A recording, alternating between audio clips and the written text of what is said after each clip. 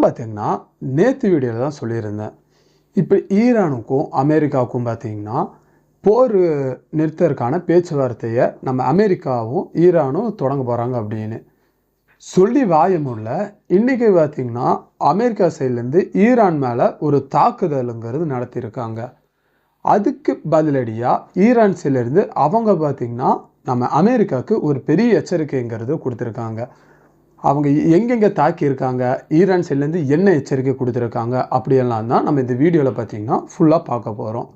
அதுக்கப்புறம் மற்ற நாடு தலைவர்கள், நம்ம ஆஸ்திரேலியா, பிரான்ஸ் அதிபர்கள்லாம் இருக்காங்களே, அவங்களாம் பற்றி இந்த போரை பற்றி அவங்க பார்த்திங்கன்னா அவங்களோட தாட்ஸை பற்றினா அவங்க வெளியே சொல்லியிருக்காங்க. அது என்ன சொல்லியிருக்காங்க, இந்த போரை நிப்பாட்டுறதுக்கான அவங்க ஏதாச்சும் வழி சொல்லியிருக்காங்களா அப்படின்லாம் தான் இந்த வீடியோவில் ஃபுல்லாக நம்ம முழுசாக பார்க்க போகிறோம். அதனால் இந்த வீடியோவை ஸ்கிப் பண்ணாமல் லாஸ்ட் முடியும் பாருங்கள். அப்போ தான் இந்த வீடியோ பார்த்திங்கன்னா உங்களுக்கு புரியும். சரிங்களா? சரி வாங்க, இப்போ டைம் வேஸ்ட் பண்ணாமல் நம்ம வீடியோக்குள்ளே போய் பார்க்கலாம். ஃபஸ்ட்டாக நம்ம அமெரிக்க அதிபர் டொனால்ட் ட்ரம்ப், இவர் என்ன பண்ணுறாருன்னு யாருனாலையும் பார்த்திங்கன்னா ப்ரெடிக்ட் பண்ணவே முடியல. நேற்று தான் இந்த போரை நிப்பாட்டுறதுக்கான பேச்சுவார்த்தையை நாங்கள் நடத்த போகிறோம் அப்படி இப்படின்னு சொல்லிட்டு இருந்தார். ஆனால் இன்றைக்கி பார்த்திங்கன்னா ஈரான் மேலேயே ஒரு பெரிய தாக்குதலுங்கிறது நடத்தியிருக்காரு. நடத்திட்டு என்ன சொல்லியிருக்காருன்னா, இந்த போர் பார்த்திங்கன்னா ஒரு 2 வாரத்தில் இல்லை 3 வாரத்துக்குள்ளே நிப்பாட்டப்படும், இல்லை அதுக்கான பேச்சுவார்த்தைகள் நடத்தப்படும் அப்படின்னும் சொல்லியிருக்காரு. இப்படி ஒரு தாக்குதல்கள் நடத்திட்டு போரை பற்றி ஈரான் கூட பேசினா அவங்க பேச்சுவார்த்தைக்கு சம்மதிப்பாங்களா, இல்லை இந்த போர் தான் நிற்குமா, நீங்களே சொல்லுங்கள் பார்க்கலாம். அது மட்டும் இல்லாமல் இன்றைக்கி இந்த போரை நிப்பாட்டுறதுக்கான ஒரு முக்கியமான செய்தியை நான் வெளியிட போகிறேன் அப்படின்னும் டொனால்ட் ட்ரம்ப் சொல்லியிருக்காரு. நான் இந்த வீடியோ எடுக்கிற முடியும், அவர் பார்த்திங்கன்னா இன்னும் என்ன செய்தி அப்படிங்கிறது வெளியிடல. அப்படி ஏதாச்சும் அவர் வெளியிட்டிருந்தாங்கன்னா அதை பார்த்திங்கன்னா நம்ம நாளைக்கு வீடியோவில் நான் கவர் பண்ணி உங்களுக்கு சொல்கிறேன். அமெரிக்கா ஈரான் மேலே இந்த மாதிரி தாக்குதல் நடத்திட்டே இருந்தாங்கன்னா அவங்க சைடில் இருந்தும் அவங்க ஒரு பெரிய பதிலடிங்கிறது அமெரிக்கா கொடுத்துருக்காங்க. தாக்குதல் மூலியமானு கேட்டிங்கன்னா இல்லை, இந்த ஹர்முஸ் நீர்நிலையை இப்போ க்ளோஸ் பண்ணி வச்சுருக்காங்களே, இப்போ இன்கேஸ் ஃப்யூச்சரில் இந்த நீரினை திறந்து எல்லா நாட்டு கப்பலும் போக்குவரத்துகளும் அங்கே நடக்க ஆரம்பித்தாலும் அமெரிக்கா நாட்டோட கப்பலை மட்டும் நாங்கள் எங்கள் ஹர்முஸ் இந்த நீரிலை கூட பார்த்திங்கன்னா நாங்கள் போக விட மாட்டோம் அப்படின்னு சொல்லியிருக்காங்க. இதனால் அமெரிக்காவுக்கு எவ்வளோ பெரிய ஒரு வர்த்தகம் அடி உலகம் நீங்களே வச்சு பாருங்கள். அதுக்கப்புறம் நேற்று வீடியோலையோ இல்லை போன வீடியோவில் நான் சொல்லியிருந்தேன், இப்போது இந்த போர் நடக்குதுல்ல அமெரிக்காவுக்கும் ஈரானுக்கும், இந்த போரில் மற்ற நாடுகளையும் நம்ம அமெரிக்கா பார்த்திங்கன்னா கூப்பிட்டுட்டு இருக்காங்க அப்படின்னு. இப்போதைக்கு நம்மளுக்கு கிடைச்ச நியூஸில் யுஏஇ நாடும் அமெரிக்காவோட கை கோர்த்து இந்த ஈரான் நாட்டை பார்த்திங்கன்னா தாக்க இப்போ பிளான் போட்டிருக்காங்க அப்படின்னு நம்மளுக்கு கிடச்சிருக்கு.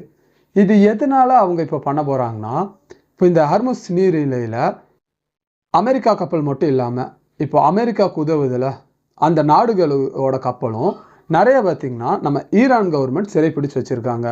அதனால தான் யுஏஇ நம்ம அமெரிக்காவோட கை கோர்த்துருக்காங்க அப்படிங்கிறது நியூஸுங்கிறது நம்மளுக்கு கிடச்சிருக்கு. இதுக்கு பதிலடி கொடுக்குற மாதிரி ஈரான் இராணுவம் பார்த்திங்கன்னா ஒரு அறிக்கைங்கிறது வெளியிட்டிருக்காங்க. அறிக்கையா இல்லை இது ஒரு பெரிய பதிலடியான்னு எனக்கு தெரியல. என்ன அவங்க அறிக்கை வெளியிட்டிருக்காங்கன்னா, பதிலடி சொல்லியிருக்காங்கன்னா, ஈரானில் தாக்குதலில் நடக்கிற ஒவ்வொரு உயிர் பலிக்கும் நாங்கள் பார்த்திங்கன்னா அமெரிக்காவை ஸ்ட்ரைட்டாக தாக்க மாட்டோம். ஏன்னா இப்போ மேக்ஸிமம் பார்த்திங்கன்னா இப்போது அமெரிக்கா ஈரான் மேலே தாக்குறனால அது சுற்றி இருக்கிற நாடுகளில் அமெரிக்காவோட பேஸ்மெண்ட் இதெல்லாம் இருக்கும் தெரியுமா, அதுதான் தாக்கிட்டு இருக்காங்க. இப்போ அதே மாதிரி இங்கே நடக்கிற ஒவ்வொரு உயிர் பலிக்கும் ஈரானுக்குள்ளே இப்போ சுற்றி இருக்கிற மற்ற நாடுகளில் இருக்கும் தெரியுமா அமெரிக்காவோட கம்பெனிகள். இப்போ எக்ஸாம்பிள் சொன்னால் நம்மளுக்கு தெரிஞ்ச கம்பெனியாக நம்ம ஆப்பிள் சொல்லலாம். அதுக்கப்புறம் பார்த்திங்கன்னா ஹெச்பி, இன்டெல், இந்த மாதிரி பெரிய கம்பெனி, கூகுள், மெட்டா, இந்த மாதிரி நிறையா கம்பெனிகள்லாம் இருக்குல்ல, அந்த கம்பெனி மேலே எல்லாத்து மேலேயும் தாக்குதலுங்கிறது நடத்தப்படும் அப்படின்னு இராணுவம் பார்த்திங்கன்னா ஈரானோட இராணுவம் இப்படி ஒரு அறிக்கைங்கிறது வெளியிட்டிருக்காங்க. இப்போ இவங்க இந்த அறிக்கையை வெளியிட்டாங்களா, இதிலிருந்து இந்த அமெரிக்காவோட இந்த கம்பெனிகள்லாம் இருக்குல்ல, இதோட ஷேர்ஸாக இருக்கட்டும் இல்லை இதோட ஷேர் மார்க்கெட்டில் இருக்கிற பங்குகளாக இருக்கட்டும் நிறையா பார்த்திங்கன்னா பெரிய ஒரு அடி வாங்கியிருக்குன்னே சொல்லலாம். இப்போ இந்த அமெரிக்கா இப்போ கூப்பிட்டோன்னே இந்த ஈரான் மேலே தாக்கல் நடத்துறதுக்கு மற்ற நாளுக்கு கூப்பிட்டோன்னே இந்த யுஏஇ வந்த மாதிரி வேறு எந்த நாடும் இது வரைக்கும் பார்த்திங்கன்னா வந்ததில்லை. இதில் கடுப்பான நம்ம டொனால்ட் ட்ரம்ப் என்ன சொல்லியிருக்காருன்னா, அமெரிக்காவுக்கு உதவாத நாடுகளுக்கு எங்கனாலையும் இன்னும் பார்த்திங்கன்னா அந்த நாடுகளுக்கு உதவ முடியாது அப்படின்னு சொல்லியிருக்காரு. இது பெட்ரோல் விஷயமா இருக்கட்டும், இல்லை வேறு எந்த விஷயமா இருக்கட்டும், எந்த ஒரு இதுலேயும் பார்த்திங்கன்னா எங்களால் இன்னும் மற்ற நாடுகளுக்கு உதவ முடியாது.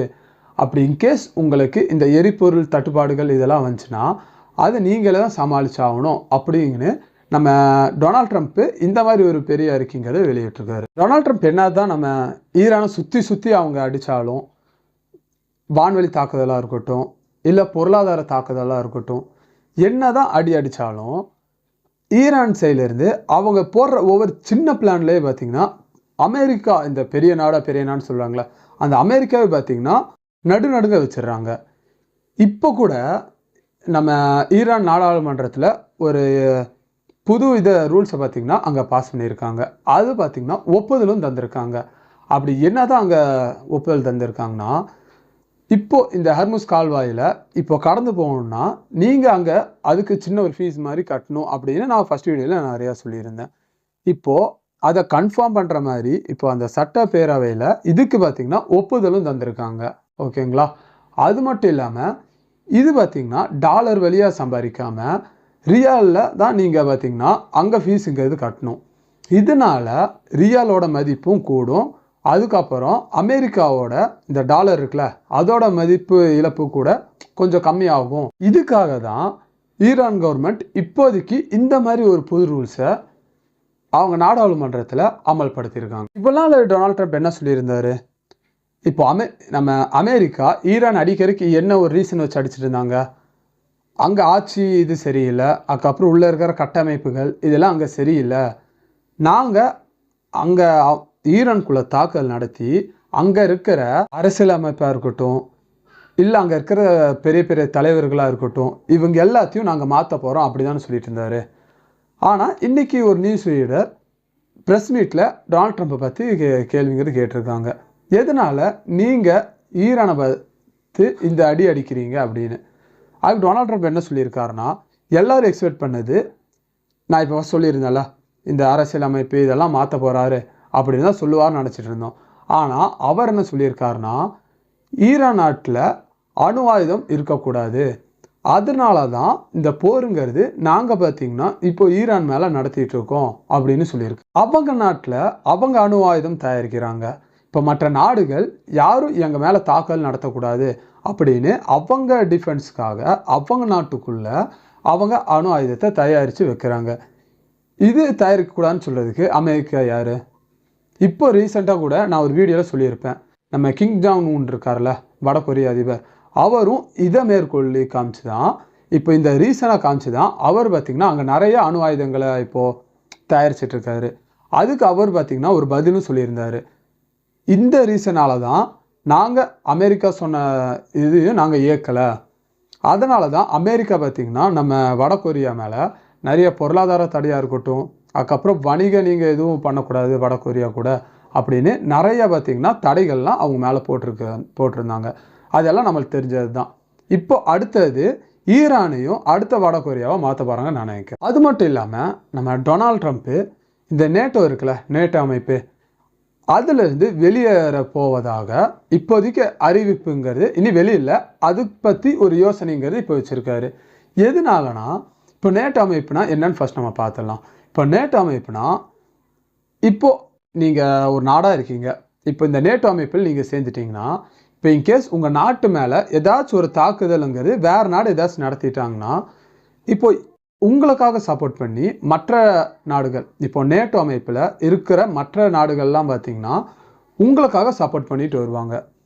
ஆனால் இது பார்த்திங்கன்னா இப்போ அமெரிக்காவை ஈரானை இப்போ அமெரிக்கா அடிச்சிட்டு இருக்காங்க. அமெரிக்கா என்ன பிளான் பண்ணி வச்சுருந்தாங்க, இப்போ ஈரான் நம்மளை தாக்கும்போது நேட்டோ அமைப்பில் இருக்கிற மற்ற நாடுகள் நம்மளுக்கு ஹெல்ப் பண்ணுவாங்க அப்படின்னு.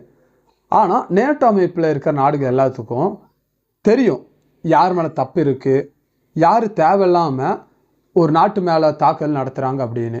அதனால் மேக்சிமம் நாடுகள்லாம் அமெரிக்காவுக்கு சப்போர்ட்டாக வரல. இப்போ அதனால் கடுப்பான நம்ம டொனால்ட் ட்ரம்ப் என்ன சொல்லியிருக்காருன்னா, இந்த நேட்டோ அமைப்பிலேருந்து நான் வெளியேற போகிறேன் அப்படின்னு ஒரு முடிவை பரிசீலனையில் வச்சுருக்காரு அப்படிங்கிறது நியூஸுங்கிறது நம்மளுக்கு கிடச்சிருக்கு. ஆனால் இது கன்ஃபார்ம் இன்னும் ஆகலை.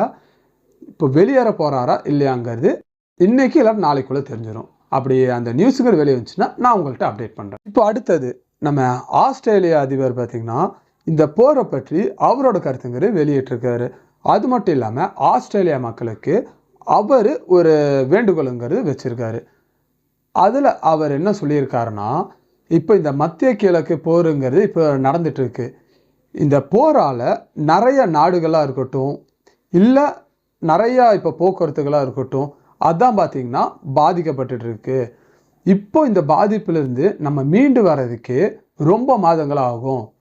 அதனால் இந்த போருங்கிறது உடனடியாக நிறுத்தப்பட வேணும் அப்படின்னு சொல்லியிருக்காரு. அதுக்கப்புறம் இந்த ஆஸ்திரேலியாவோட பங்களிப்புங்கிறது இந்த போரில் அவ்வளோக்கு இல்லை அப்படின்னு சொல்லியிருக்காரு. இது கொஞ்சம் முன்னாடி நாளில் தான் நான் ஒரு வீடியோவில் நான் சொல்லியிருந்திருப்பேன். இப்போ இந்த ஈரானோட போரில் இந்த ஆஸ்திரேலியாவும் பார்த்திங்கன்னா இப்போ கலந்து இல்லை அவங்களோட இந்த இராணுவ தளவாடங்களை யூஸ் பண்ணிக்கலாம் அப்படின்னு அவங்க ஒரு நியூஸுங்கிறது வெளியிட்டிருந்தாங்க. அது ஆஸ்திரேலியாவில் வேறு நாடான்னு தெரியல, இப்படி ஒரு நியூஸுங்கிறது வெளியிட்டிருந்தாங்க. ஆனால் இப்போ அவர் என்ன சொல்லியிருக்காருன்னா, ஆஸ்திரேலியாவோட பிரதமர் இந்த போரில் எங்களுக்கு பார்த்திங்கன்னா அவ்வளோக்கு இப்போதைக்கு நாங்கள் ஈடுபடலை அப்படின்னு சொல்லியிருக்காரு. அது மட்டும் இல்லாமல் இப்போ ஆஸ்திரேலியா இருக்கிற மக்கள் இந்த பதட்டமான சூழ்நிலையில் இப்போ கச்சா எண்ணெயெல்லாம் கிடைக்கிறதுக்கு கொஞ்சம் டிமாண்டாக நிறையா தான் இருக்குது. அதனால் ஆஸ்திரேலியா மக்கள் பொது போக்குவரத்தை நிறைய யூஸ் பண்ணுங்க அப்படின்னும் ஆஸ்திரேலியாவோட மக்கள்கிட்ட பார்த்திங்கன்னா அவர் ஒரு வேண்டுகோளுங்கிறது அவர் வச்சுருக்காரு. அதுக்கப்புறம் நம்ம பிரான்ஸ் நாடு பார்த்திங்கன்னா இப்போது நம்ம அமெரிக்காவுக்கும் நம்ம ஈரானுக்கும் போர் நடக்கும்போது அமெரிக்காவிலேருந்து நம்ம இஸ்ரேலுக்கு நிறையா ஆயுதங்களை விமானம் மூலிமா கொண்டு வந்துட்டு இருந்தாங்க. அப்போது நம்ம பிரான்ஸ் நாட்டுக்கு மேலே இருக்கிற வான்பரப்பை பயன்படுத்துறதுக்கு அமெரிக்காவுக்கு தடைகள் விதிச்சிருந்தாங்க.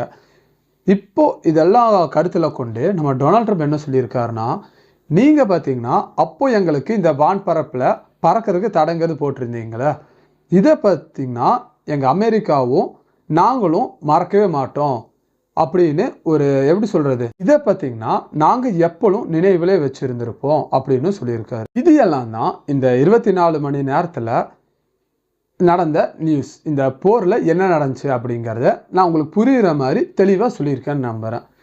இந்த போரை பற்றின உங்கள் கருத்து ஏதாச்சும் இருந்துச்சுன்னா அதே கீழே கமெண்ட்ஸில் கண்டிப்பாக சொல்லிட்டு போங்க. அப்படி இல்லை இந்த போர் நிப்பாட்டுறதுக்கான உங்களுக்கு ஏதாச்சும் வழி தெரியுமா?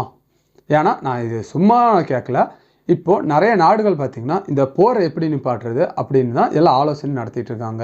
இப்போ இப்படி பண்ணால் இந்த போருங்கிறது நிப்பாட்டலாம், இல்லை இந்த போரில் யார் மேலே நியாயம் இருக்குது, அமெரிக்கா மேலே நியாயம் இருக்கா இல்லை ஈரான் மேலே நியாயம் இருக்கா அப்படிங்கிறதையும் அதையும் கீழே கமெண்ட்ஸில் கண்டிப்பாக சொல்லிட்டு போங்க. அதுக்கப்புறம் லாஸ்ட்டாக இந்த வீடியோ பற்றின கருத்து உங்களுக்கு ஏதாச்சும் இருந்துச்சுன்னா அதையும் கீழே கமெண்ட்ஸில் கண்டிப்பாக சொல்லிட்டு போங்க. இந்த வீடியோவில் என்னென்ன மாற்றிக்கணும், எப்படி பேசணும் அப்படிங்கிறத உங்களோட கருத்து ஏதாச்சும் இருந்துச்சுன்னா அதையும் கீழே கமெண்ட்ஸில் கண்டிப்பாக சொல்லிட்டு போங்க.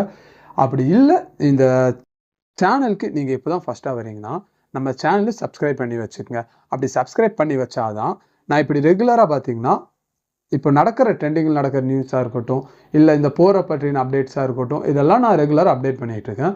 அது உங்களுக்கு ஈஸியாக புரியும். ஓகேங்களா? இந்த வீடியோவை இவ்வளோ நேரம் நீங்கள் லாஸ்ட் முடியும் பார்த்துருந்தீங்கன்னா இந்த வீடியோ பிடிச்சிருந்தால் மட்டும் இந்த வீடியோவுக்கு ஒரு லைக்குங்கிறது கொடுத்துருங்க. ஓகேங்களா? உங்களை இன்னொரு வீடியோவில் நான் சந்திக்கிறேன். தேங்க்யூ.